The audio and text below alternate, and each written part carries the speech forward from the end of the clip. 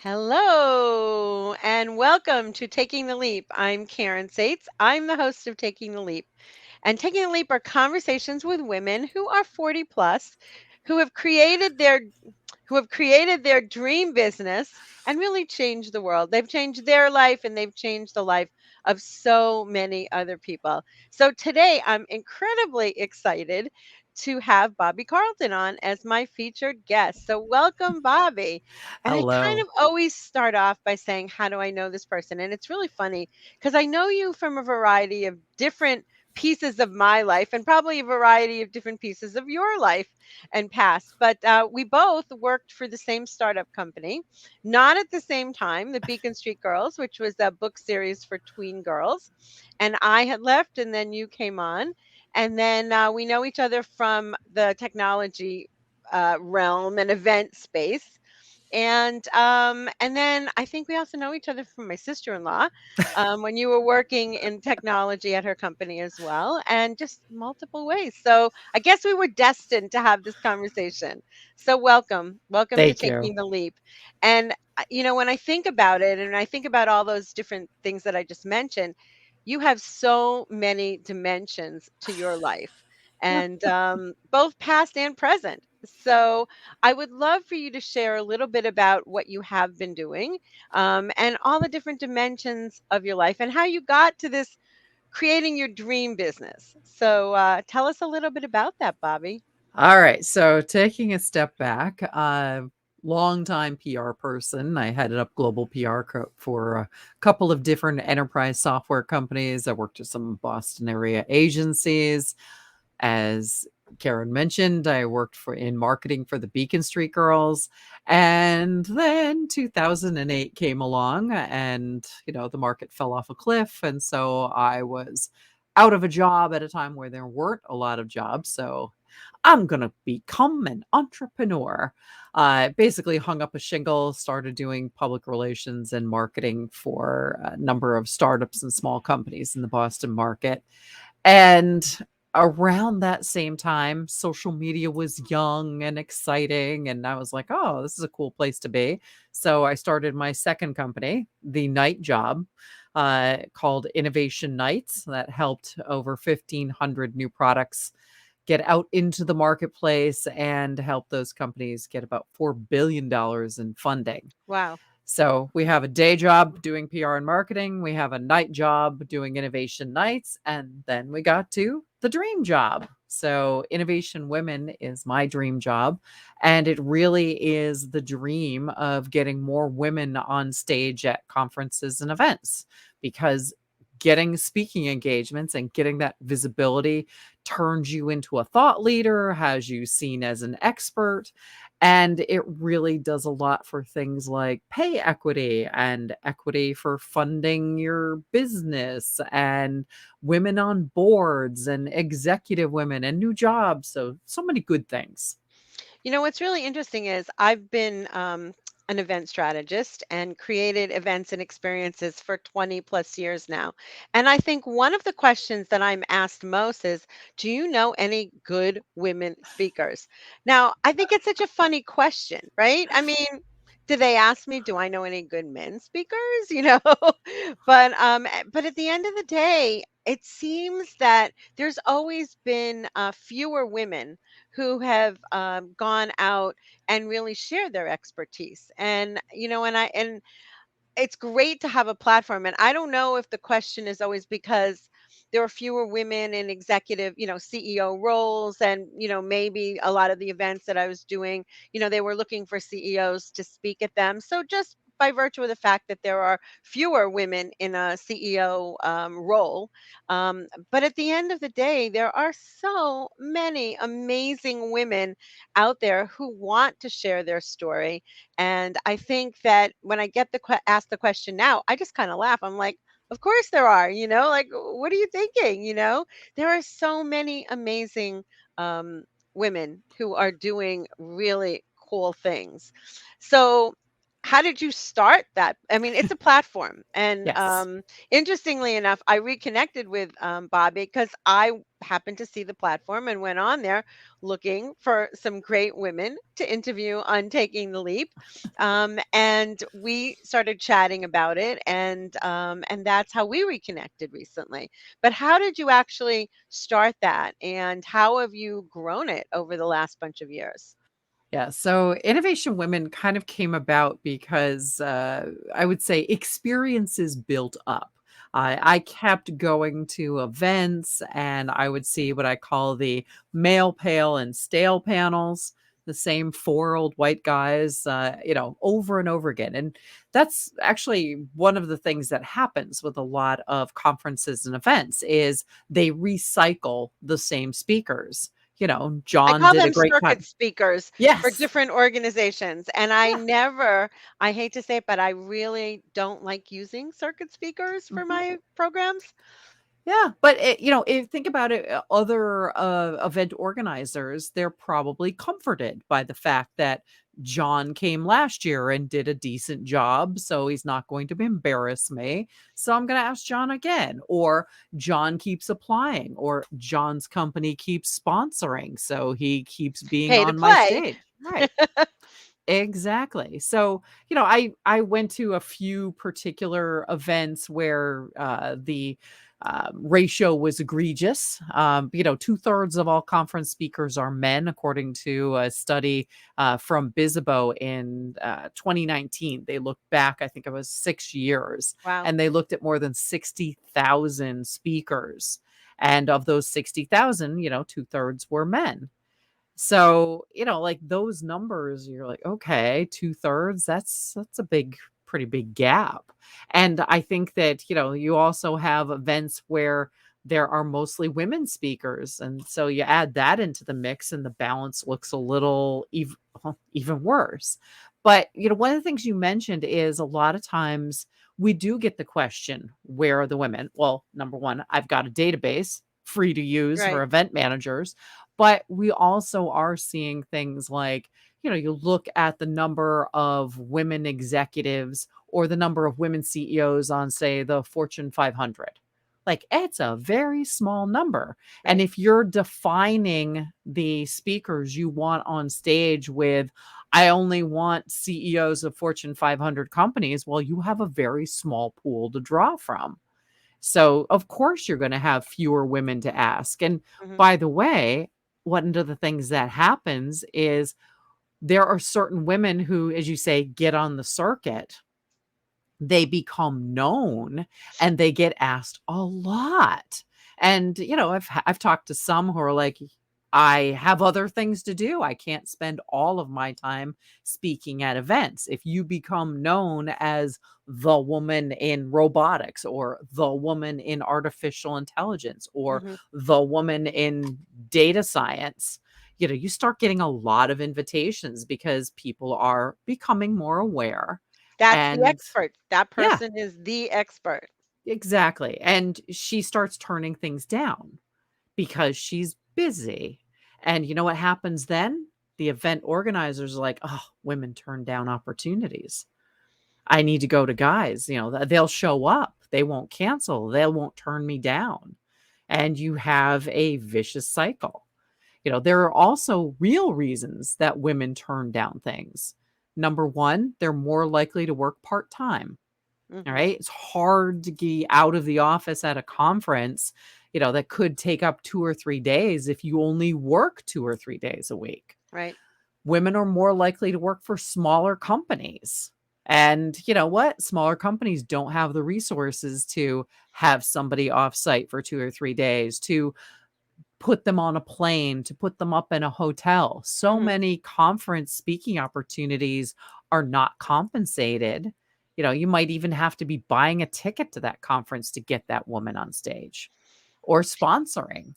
So So, how has less I mean, likely. when you look at now, when you look at how many conferences have been virtual, has Mm. that altered the balance somewhat?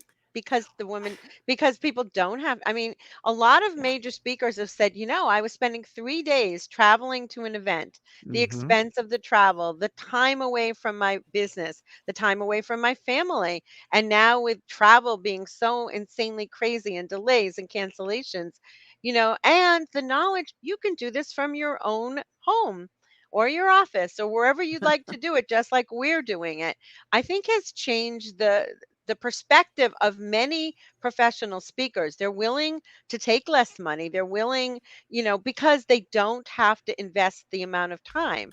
Now, with that flip side, they're also realizing, it's harder, it's different when you're in front of an audience and you're getting that feedback and people are standing up and clapping for you than when you're speaking into a box, basically. So Yeah. how is that, have you heard a lot about how that's changed people's perspective on this, or? I do think that a lot of the women that we know and that we work with are very comfortable doing speaking engagements like this. And they are appreciating the ability to do speaking engagements without the travel, without the time investment. I can do a speaking engagement and then go right back to what I was doing. That's fabulous, especially if you're, again, working for a smaller company or working part time. That Mhm. big, massive time investment, you don't have to do that Right. anymore. That said, a lot of people are super excited to go back to in-person events, and you have conference organizers who have to show that there is a real reason to get in that plane to come to their event. And they say, we can't sell the big high price tickets. We have to have people are hungry for in person. So I want my speakers in person. So we are definitely seeing an uptick Mhm. in speaking in person, events in person. And I think if the event is in person, it's hybrid, you definitely want the in-person speaker. So, So you've uh, aggregated over what, 2,000 women, correct? yep. Yeah. And that's And across a lot of industries. Is that? we started focusing on technical and entrepreneurial. And, real quickly, it became apparent that that was, the tip of the iceberg, but also that there was a real hunger for other opportunities, even at tech events. I can Mhm. go to a tech event and be involved in the career track and do presentations on soft skills or maybe negotiations or intellectual property if I'm a lawyer. So we needed women with all different types of areas of expertise in different industries. Mhm. We have over 150 industries represented on Wow, Innovation Women. that's amazing. Yeah. And would you say most of them are either entrepreneurs, so they are a CEO and at sort of C level, or do you It's run the all over the gamut in place. terms of middle managers and CEOs, and it's just expertise across the board, correct? Yeah, and I would also suggest that people should not wait to start their public speaking career. Right? We talk a lot about CEOs and stuff like that. If you're running a digital marketing conference, do you want the CEO of the company teaching you how to put together better email blasts and better subject Mhm. lines? Or do you want the person who's down and dirty, right in the weeds every single day? Give me the person who's in the Yeah. weeds, it's like, and that person may be younger. That person may be starting to get their feet underneath them. That person may be starting to build up a list of places they have spoken so that when they become a C-level executive, they're experienced. It's not their first time on stage. They're creating a pipeline of available speakers. One of the first panels that we put together as Innovation Women was 4 young women, Mhm. millennials, who were talking about how they got their first job. Yeah, like 2 of them were still in their first Uh-huh. job.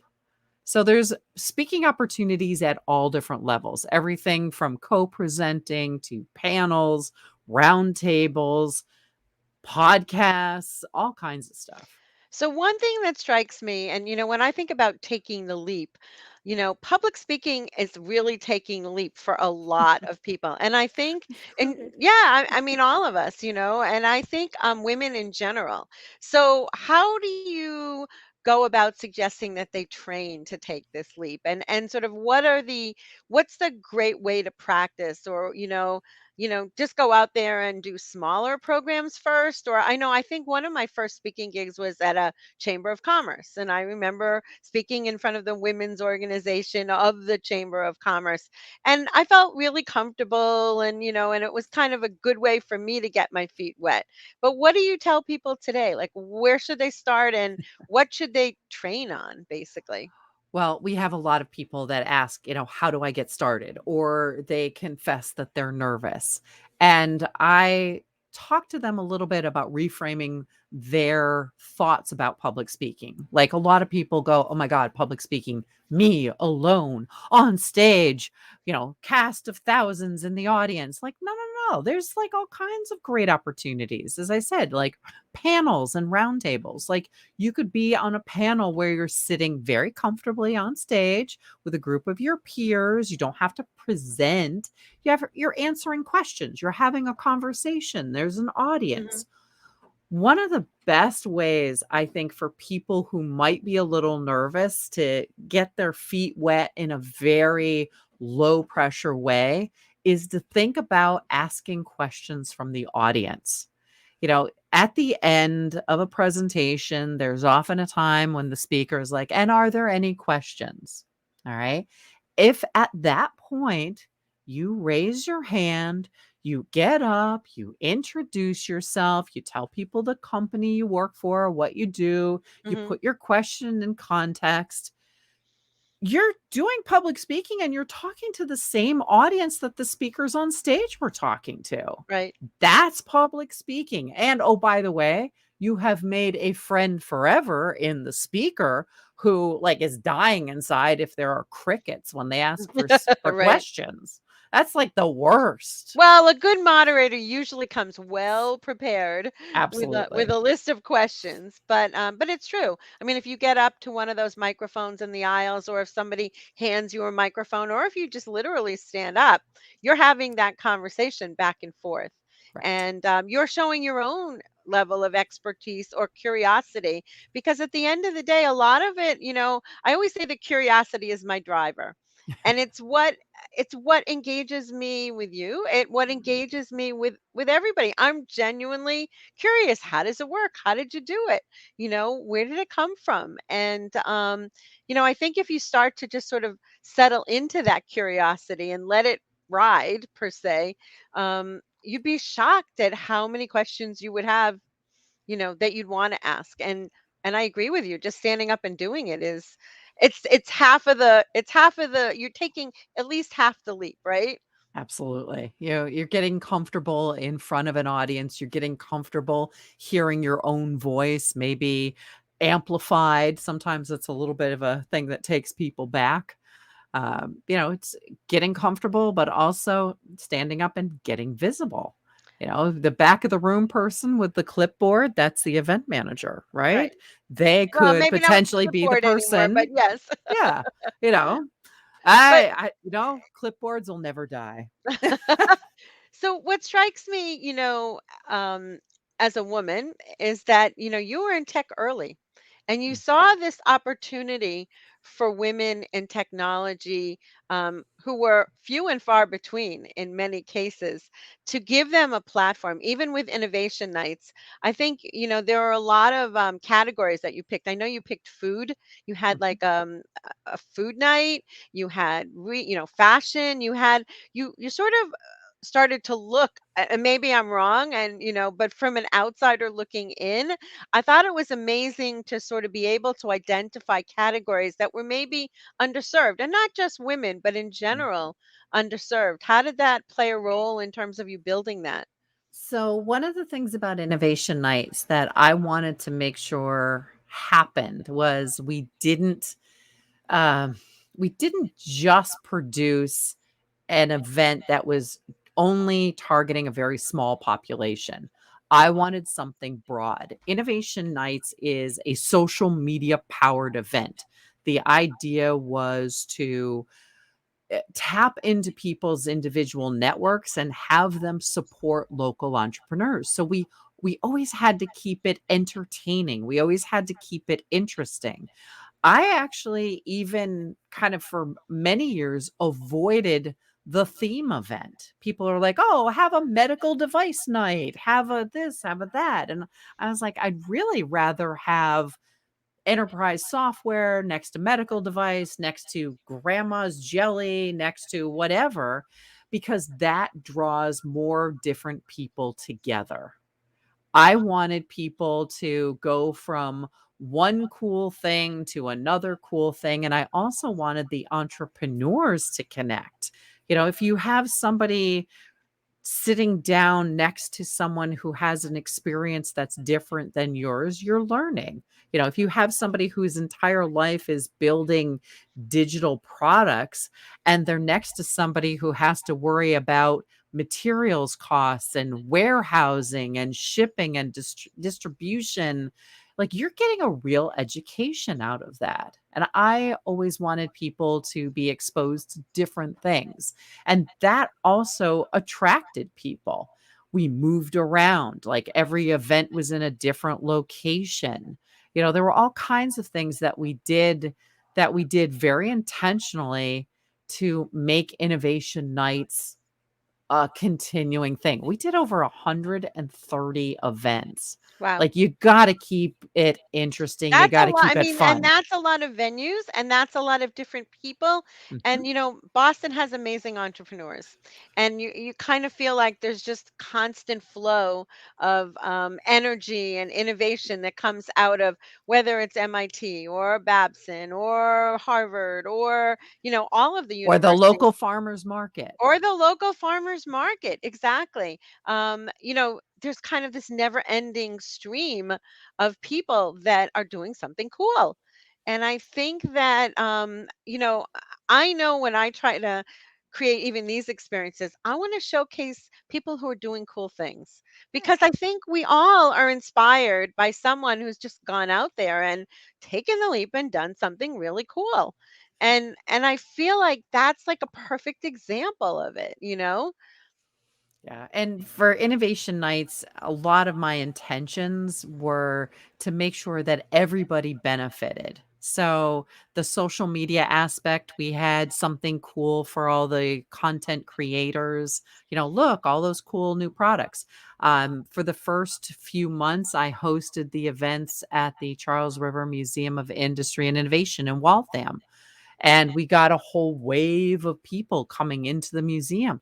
Foot traffic, learning about the museum. This was the Right. birthplace of American industry, and people didn't know it existed. Yeah, it's a really cool museum. Yeah. And, like all of these different things, like when we moved around, we had events at Google and Microsoft and IBM.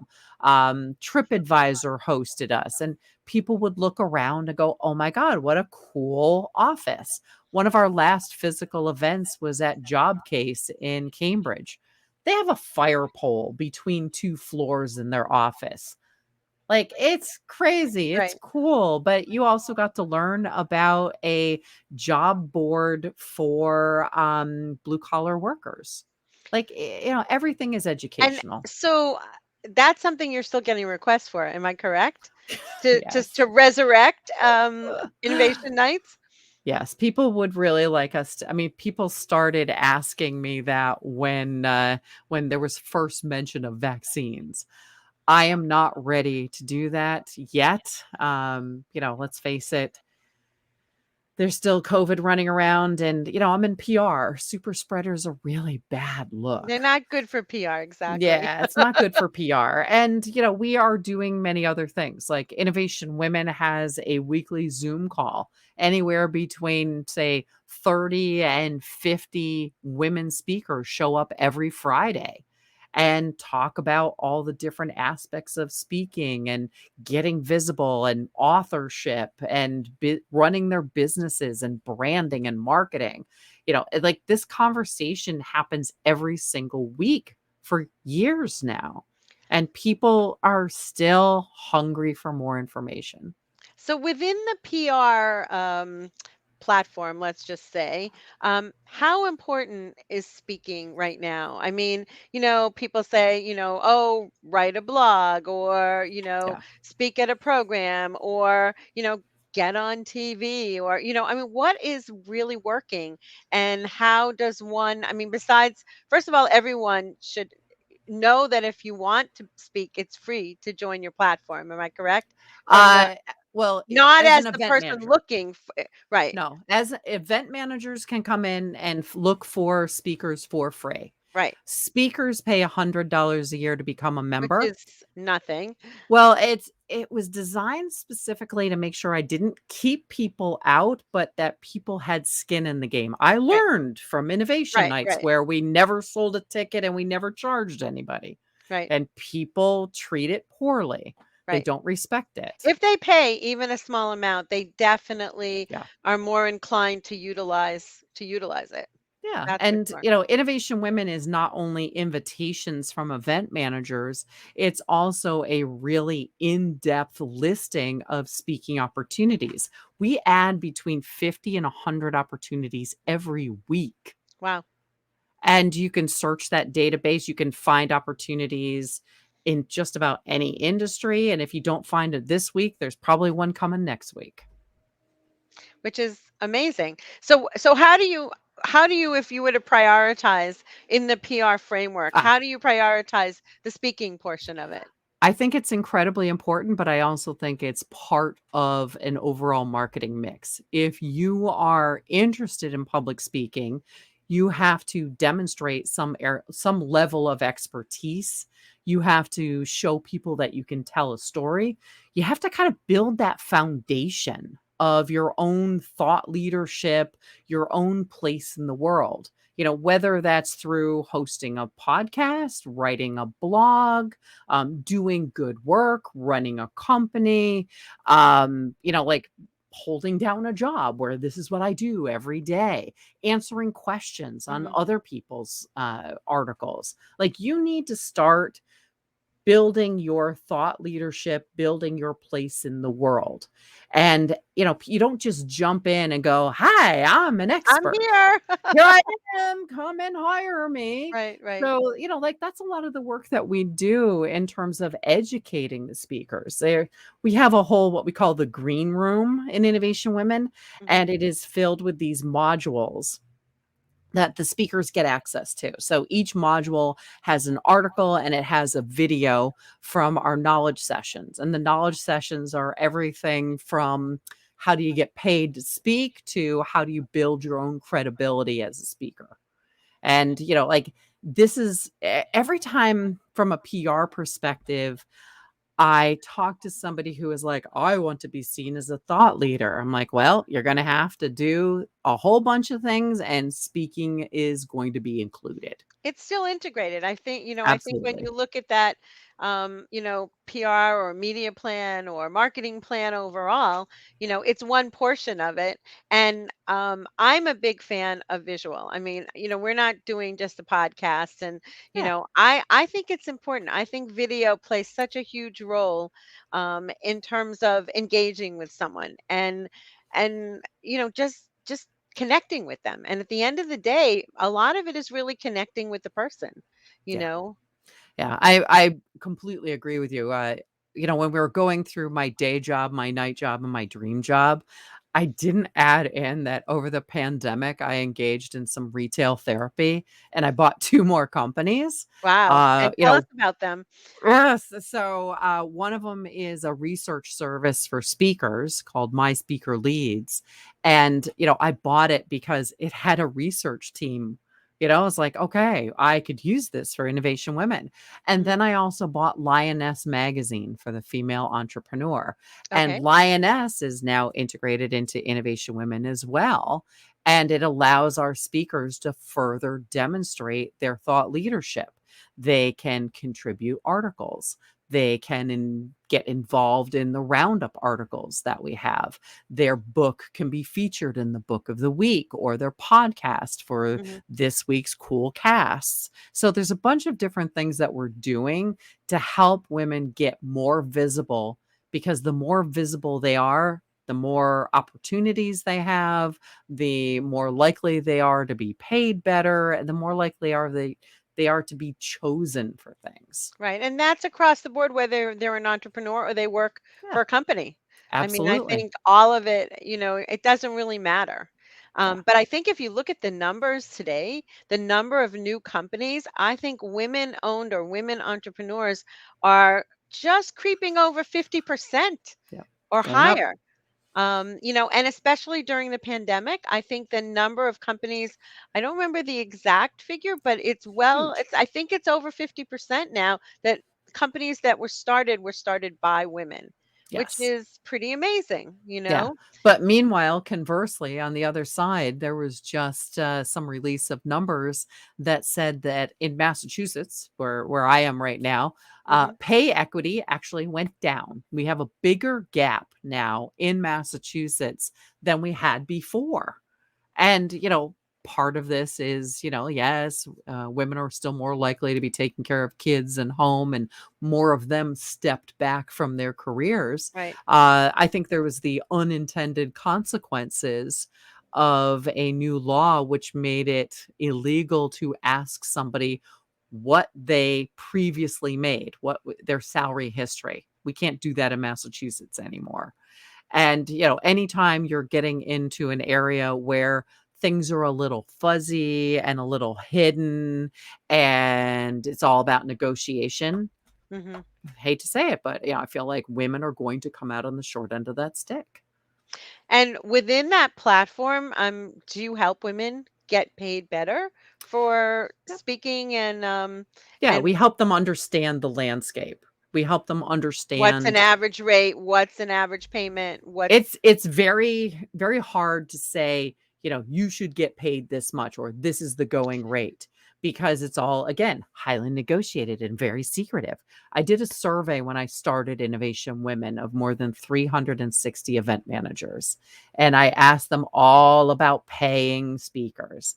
Half of them have no budget whatsoever for speakers, not in the business model.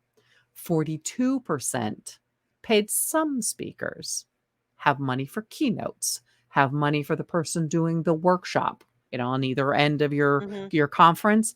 Maybe they have discretionary funds. You know what discretionary funds are used? At the discretion of the event manager when they Right. really want somebody. Like, they're not going to come any other Or way. entertainment. Entertainment. Yeah. Well, those are often on the That keynote kinda, side. like, fit Yeah. into a different bucket, or a charitable donation to their favorite charity, or I mean, Yeah. I've seen it all too, and honestly, and in some way, I feel bad saying I've done a lot of those, I mean, I've offered a lot of that to Yeah. people, and I Well, also, I think speaking, and especially in person, depending on the conference, depending on the situation, can offer huge opportunities that go well beyond oh that my God. 15-minute or 30-minute speaking slot, maybe they spend 4 days as part of the conference and they meet truly their target client. I mean, there are so many other pieces that can work that you do have. They are different, and you do have to evaluate it when you go out there to decide how much am I willing to take or not take, and what am I willing to do or not do. Yeah. And when you are doing speaking at a conference, it's not just the stuff at the conference. That conference, you are part of the content. You are what they're marketing. So your name, your picture, your company name, Exactly. your area of expertise could be going out in email blasts on social media. There's so many different opportunities to make connections because you are scheduled to be on that stage. Right. And also to promote it later. I mean, as a PR Mhm. person, I mean, Yep. as seen in, as seen on, as Or seen getting with. quoted, Right. because you were on that stage and there's a journalist in the audience.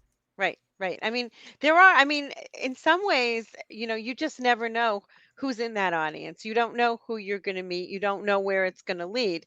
So, making sure that it works for you, number one, and number two, that you're comfortable doing it. But then beyond, so many other doors can be opened by just taking those speaking opportunities and Yeah. searching. I mean, there's one thing taking them, there's another one being proactive. in looking for them. And I think, that's what you're providing. You're giving people that opportunity to be proactive, take action, and really say, all right, I want this to be part of what I do. Yeah. And I do think that the more women we get on stage earlier in their careers, the more opportunity we have for them to fill up the pipeline later on at that senior level. They're comfortable with it. They have experience. They don't have to say, I've never done this before. Yeah, it's funny. One day long ago, I was riding the red line in Boston, and these two guys are kind of hanging over me, strap hangers, talking. And one of them said to the other one, "How do you become an expert in a topic?" And the second guy was like, "I don't know." And You're he like, goes, and he's like, "You offer to give a presentation on it." And I was like, oh my gosh. Because how many women would offer to give a presentation and get taken up on it if they know nothing about the topic and they intend to just figure it out? they wouldn't. They wouldn't. They wouldn't. But this guy was all about it. He's like, offer to give a presentation about it. Like, oh my God. So let me Yay. flip the switch a little and ask you. So what's been your biggest challenge? I mean, you do a lot of things. I mean, you've got your hands in your day Mm. job, your night job, and your dream job. First of all, how do you balance all of that? Number one. And number two, what as a woman in industries that have been challenging, what's been your biggest challenge? So the biggest challenge for me personally, like right now, is hiring. I think that's, every business owner Hmm. is having trouble with that. We're a small business, we're all working remotely, and I need people who are marketing generalists and who are passionate about the topics and the things that I'm passionate about. Um, how do I do it? Oh, it's a team, I mean, it's not just me. I have a great team of people at work, and I also have a great team of people at home. My husband stayed home with our kids when they were little and basically raised them while I was Right. out building companies and working. If you are thinking about having two working parents, my heart goes out to you, much less single parents. This is hard work. So you have to have a team approach. Hmm. Um, what was the rest of that question? Remembering, Well, that's how do also a you do challenge it for me. all? And what's been your biggest challenge? And also, what's most, and this was not in the initial question, but what's most exciting for you going forward? Like, how do you see this growing, or where do you want it to go? I think one of the biggest challenges for me is I'm not a natural speaker. I've had to train myself. It's funny. I spent years training executives to be on stage, and frankly, not a lot of women in that group because I was working in enterprise software where most of the executives were men. Hmm. And I spent a lot of time training other people, never really thinking about I need to get practiced at this. And the first innovation nights events that came along, super uncomfortable and sweaty and a hot mess. It's like, and of course, innovation nights was a social media powered event. So a million cameras everywhere taking in my obvious discomfort. Right.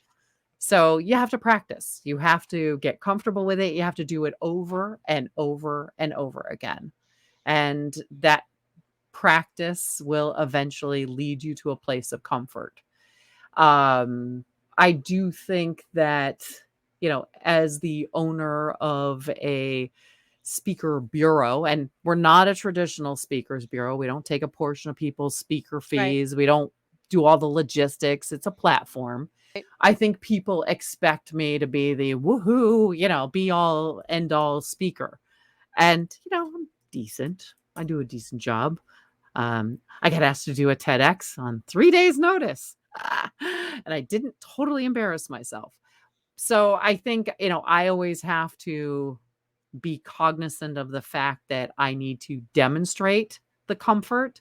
I cannot be the person turning down speaking engagements, for example. Hmm. I have to be lead by doing. And sometimes that area of doing is not where I want to be. I want to Not be your comfort working. zone, but Yeah, I want to be getting other people on stage. So while yes, I do a certain amount of speaking engagements because it's part of reaching out, getting myself and innovation women in front of event managers who come in with the opportunities and speakers who can service those opportunities. It has to go both ways. right. Building a You're a platform is matchmaker. I mean, hard. beyond sort of the bureau and beyond just Mhm. having a sort of written platform, you are somewhat behind the scenes a matchmaker in that way. Yep. And, there are times when I have to remind people that a lot of times I am not knowledgeable about every single person who's on the platform. Mhm. I will walk event managers through the platform and we search together and, we talk about what it is that makes a speaker someone they want on their stages. And so our speakers, they have to have a video. And we did a partnership with a company called Answer Stage to get a tool that they could use to create their videos. We Mhm. have to have good headshots, like I try and encourage people, like, go spend the money on a professional photographer. We're Mhm. doing a lot of leading, but we also have to do a lot of leading by example.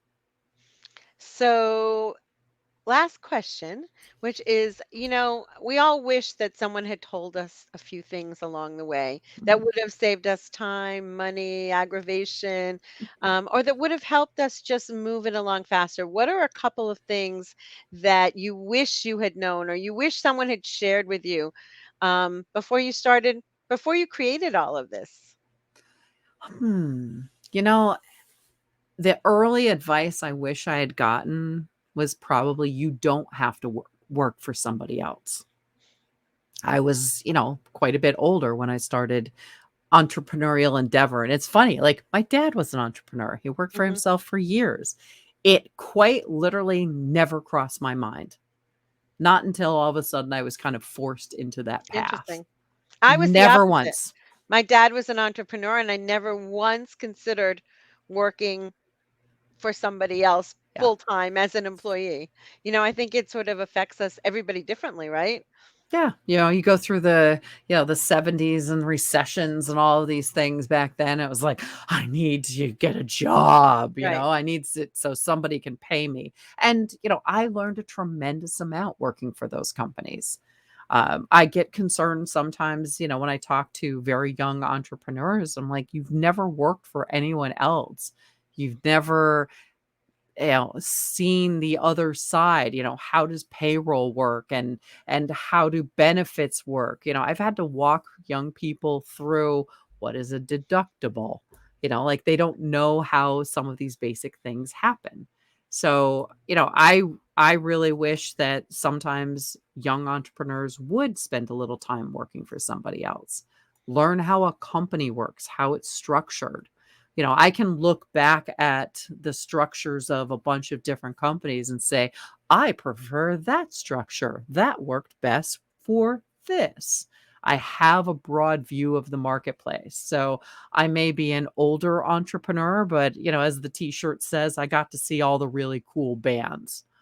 Right. And we're all a function of the experiences we've had. And we come to it based on what we've experienced. And that is the beauty of what we have to offer.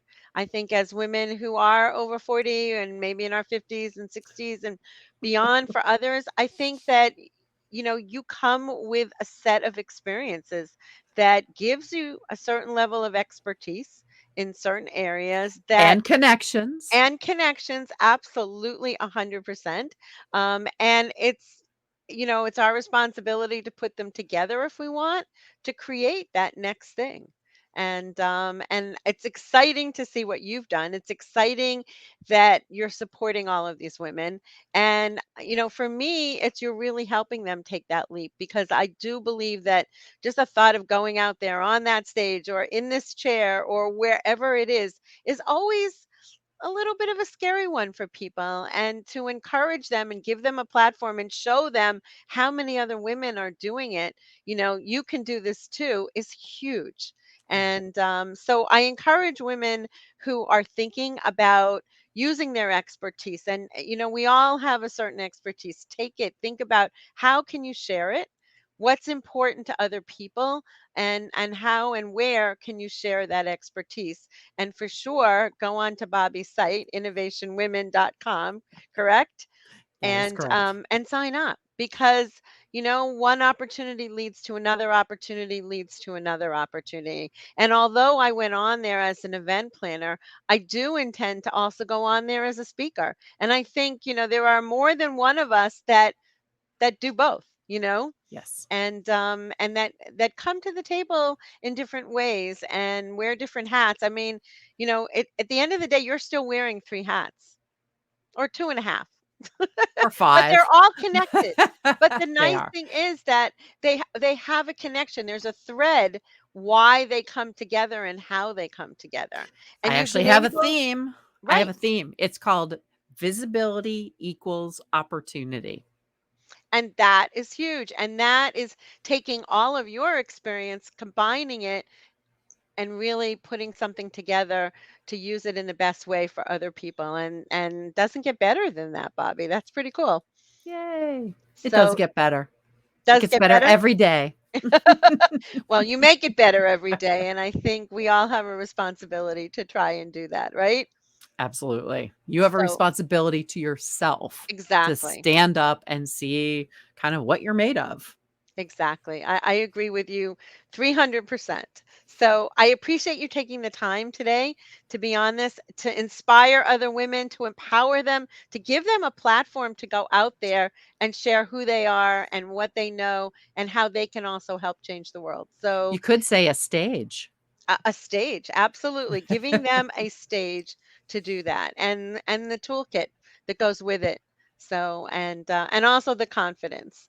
So, it's not one piece, it's all of it together. And I think that combination is something that they can gain by working with you and being part of your amazing group of women. So I'm excited to be part of that. I'm excited to see you again in Yay. person. I think you were one of the last people that I saw at that mass Oh my women's conference. I remember having lunch with you, and that's where I actually launched MastermindEX at that day, at that conference. So, and that was literally in December, right before, it was December 2019. I actually So, did a speaking engagement on I did 3 speaking engagements on March 9th. my birthday. Those were the last things I did. Well, I think we all have a story. I was in Amsterdam doing an event for 100 trainers, and they were from all over the world. And I had to figure out Oh, how to get them home, how to get them there initially, and then how to get them home, and then how to get myself home from Amsterdam, which was yeah, not an easy story. I think I still have PTSD from the entire experience, yeah. but life goes on, and it is our responsibility to keep encouraging people to go out there, be the best that they can be, and to share it with the world. So, thank you for being here today. And thanks everyone for watching. You can see this in a replay if you'd like to share it on YouTube channel. And you can also see it here on LinkedIn. So, thanks again. And Bobbie, thanks for being here. I really appreciate it. Thank you. Have a great day, everybody.